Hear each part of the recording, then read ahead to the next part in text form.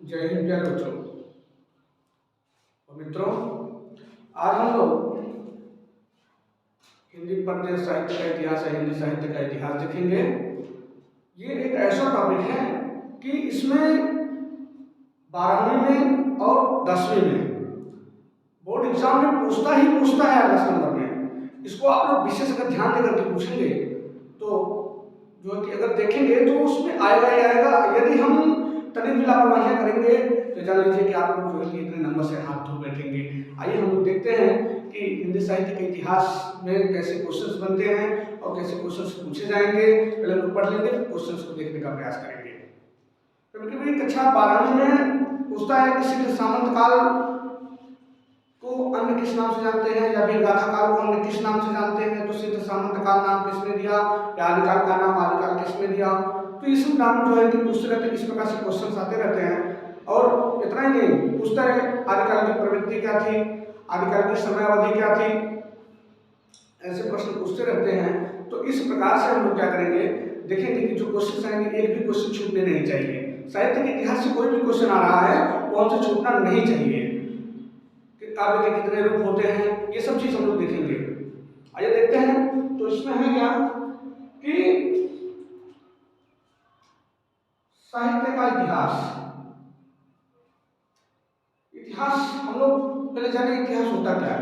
इतिहास तो इतिहास, इति मतलब ऐसा ही था, हास मतलब बीते हुए काल की कहानी। बीते हुए काल की कहानी ऐसे ही थी, इसी के बारे में जानकारी लें तो है क्या कि अगर हम लोग देखें तो हिंदी साहित्य के इतिहास को जो है कि बांटा गया। तो कैसे बांटा गया, तो इसमें बांटने के कई कारण थे। बांटने के एक आधार बनाया गया होगा समय अवधि के आधार पर, हो सकता है प्रवृत्तियों के आधार पर, रचनाओं के आधार पर, किसी न किसी माध्यम से हिंदी साहित्य के इतिहास को बांटा गया। तो हम लोग देखें बांटा क्या गया कि इसमें हिंदी पद्य साहित्य के इतिहास को विद्वानों ने कालखंडों में, निम्न कालखंडों में, हम लोग देखेंगे जितने कालखंड आएंगे उसको देखने का प्रयास करेंगे। तो निम्न कालखंडों में विभाजित किया है। पहला क्या किया, आदिकाल, पहला आदिकाल। दूसरा पूर्व मध्यकाल, भक्तिकाल। तीसरे के माध्यम से देखें उत्तर मध्यकाल, रीतिकाल। चौथा आधुनिक काल। क्या देखेंगे, आधुनिक काल। तो आइए हम लोग जो है कि इसमें से आदिकाल को देखने का प्रयास करते हैं।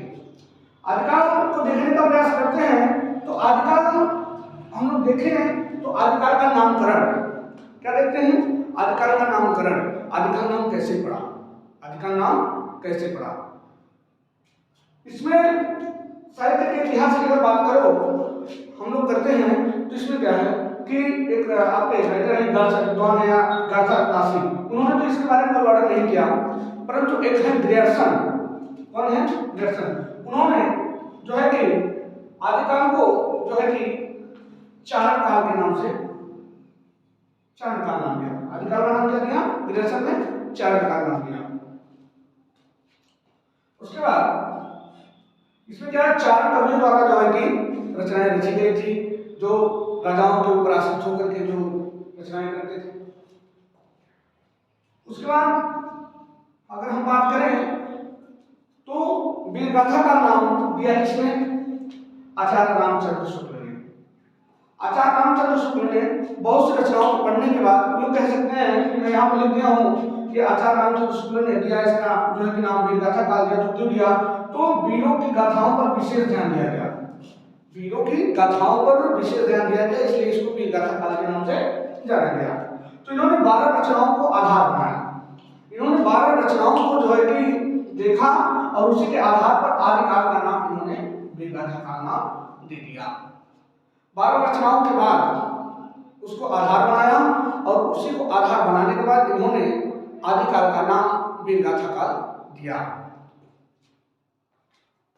ये भी आदिकाल नाम दिए थे, लेकिन आदिकाल का नाम जब दिए ना तो इसके पहले जो है कि यूं कह सकते हैं कि आचार्य हजारी प्रसाद द्विवेदी, इन्होंने आदिकाल नाम किसने दिया, आदिकाल नाम दिया आचार्य हजारी प्रसाद द्विवेदी ने।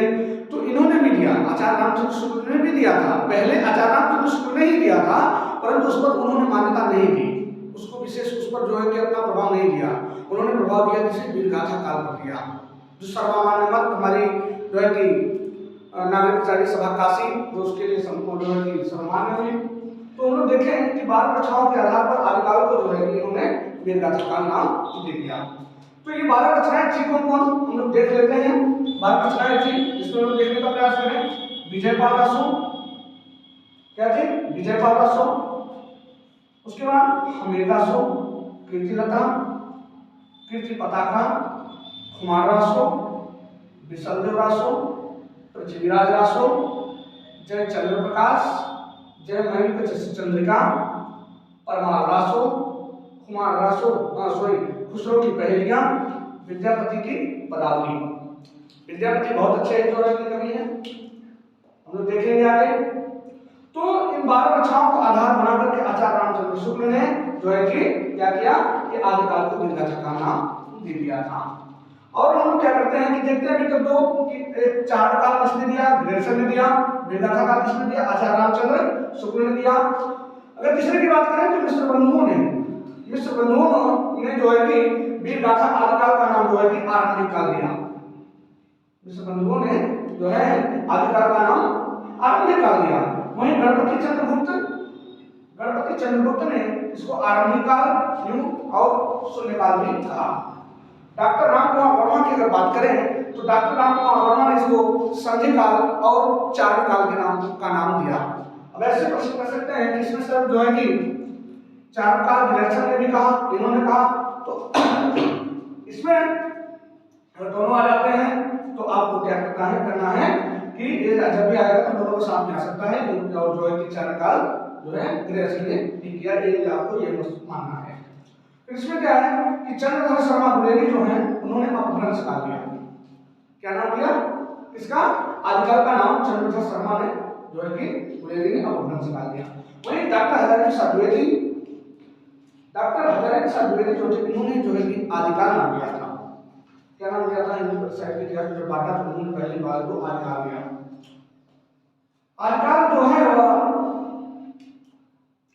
इसको हम कह सकते हैं कि इन्होंने कहा व्यघातों और विरोधों का यह युग रहा है, इसलिए इसको इन्होंने जो है कि आदिकाल नाम दे दिया। राव साहब कृत्यायन की बात करें तो इन्होंने सिद्ध सामंत काल कहा। सिद्ध सामंत काल इन्होंने इसलिए कहा क्योंकि उसमें सिद्धों के ऊपर जो रचनाएं रची गई थी। सिद्धों के ऊपर रचनाएं रची गई थी। तो कह सकते हैं कि दास्ता होती थी जिससे जो कवि होते थे वो राजा के ऊपर अपनी प्रशंसा के बारे में जो है उसका वर्णन करते थे। यह सब जो होता था वो सिद्ध सामंत काल के नाम से जाना गया, जिसको जो है कि राव साहब कृत्यायन ने दिया। और अगर अगली बात कर रहे हैं तो करेंगे तो महावीर प्रसाद द्विवेदी जिन्होंने आदिकाल को बीज वपन काल का नाम दे दिया। इसका नाम दे दिया बीज वपन का काल, क्योंकि इसी समय हिंदी का बीज बोया गया था। इसी समय हिंदी का बीज बोया गया था, इसलिए इसको हम लोग बीज वपन काल के नाम से जानते हैं। तो हम लोग एक बात और देख लेते हैं। अगर समय की बात करेंगे तो देखिए आदिकाल का समय क्या था? आदिकाल का जो समय था ना वो विक्रमी संवत 1050 से 1375 तक चला था। कब तक? 1050 से 1375 जो है कि विक्रमी संवत तक चला था। वहीं अगर हम इसमें सन निकालने की बात करते हैं तो इसमें करते क्या है कि 1050 में हमारा जो विक्रमी संवत उसमें 57 साल हम माइनस कर देते हैं ना। 57 साल अगर माइनस कर देते हैं तो उसका जो है सन निकल आता है। इसी तरह किसी में भी यदि कोई विक्रमी संवत में है उसमें हम करते क्या है कि यदि उसमें 57 साल माइनस कर देते हैं तो उसका जो है कि ये निकल जाता है, सत्र निकल जाता है, सन निकल जाता है। तो आदिकाल का समय का समय अवधि की बात करें तो विक्रमी संवत 1050 से लेकर के 1375 और सन की बात करें तो 993 ईस्वी से लेकर के 1318 ईस्वी तक जो है चला था। अभी और आगे की बात करेंगे तो आगे हम लोग ये देखेंगे कि इसका जो है कि किसने कौन सा समय माना, कौन सी प्रवृत्तियां थी, कौन सी रचनाएं रची गई, इसमें बहुत सी चीजें हैं। अगर हम लोग देखेंगे तो एक भी टॉपिक हम लोगों से छूटने वाला नहीं है। हम लोग पूरा का पूरा देखने का प्रयास करेंगे। बस आप लोग जो है एकदम अपने जो है कि मन को एकाग्रचित्त करके हर एक प्रश्न पर विशेष अगर ध्यान डालेंगे तो आप कहीं कदाचित एक भी क्वेश्चन छूट नहीं सकता। अब क्वेश्चन की अगर बात करेंगे तो आएगा कैसे, मैं भी आगे और थोड़ा सा विशेष समय साल कराते चलूं क्योंकि परीक्षा की दृष्टि से देखा जाए तो आपका जो है कि दिनों के दिन समय कम होता जा रहा है। 16 फरवरी से आपका एग्जाम है, आप एकदम जोर शोर से लग जाएंगे, जितने जोर से लगेंगे कहते हैं कि जितना किया जाएगा कामयाबी तुम्हारा 100 हो जाएगी। आइए हम लोग देखते हैं इसमें क्या है। द्विपद साहित्य की कैसे अगर बात करें तो आदिकाल को मध्यकाल इसको भक्तिकाल के नाम से जानते हैं, उत्तर मध्यकाल हम लोग जिसको जो है रीतिकाल के नाम से जानते हैं, और आधुनिक काल को हम लोग देखेंगे। आधुनिक काल से भी बहुत क्वेश्चन पूछे किए जाते हैं जो है, इसको भी हम बड़े ही बारीकी के तरीके से देखेंगे। तो चारण काल किसने नाम दिया? ग्रेसर ने दिया। विगाथा काल किसने दिया? आचार्य रामचंद्र शुक्ल ने दिया। वीरों की कथाओं को विसर्जन दिए थे, इसलिए इन्होंने जो है विगाथा काल नाम दे दिया। 12 रचनाओं के आधार पर आदिकाल को विगाथा काल नाम जो है आचार्य रामचंद्र शुक्ल ने दिया था। 12 रचनाएं मैंने आप लोग के सामने रख दिया है। विजयपाल रासो, हमें रासो, कीर्तिलता, कीर्ति पताका, कुमार रासो, विष्णुदेव रासो, पृथ्वीराज रासो, जयचंद्र प्रकाश, जयमैन चंद्रिका, परमार रासो, कुमार जो खुसरो की पहेलियां, विद्यापति की पदावली। इसमें कुछ ऐसी चीजें हैं जैसे देखेंगे पृथ्वीराज रासो, चंद्रवरदायी पृथ्वीराज रासो जो हिंदी का प्रथम महाकाव्य भी माना जाता है। इसमें ऐसे क्वेश्चन हुए, हिंदी का प्रथम महाकाव्य इसका कौन सा है? चंद्रवरदायी। कौन सा है? पृथ्वीराज रासो।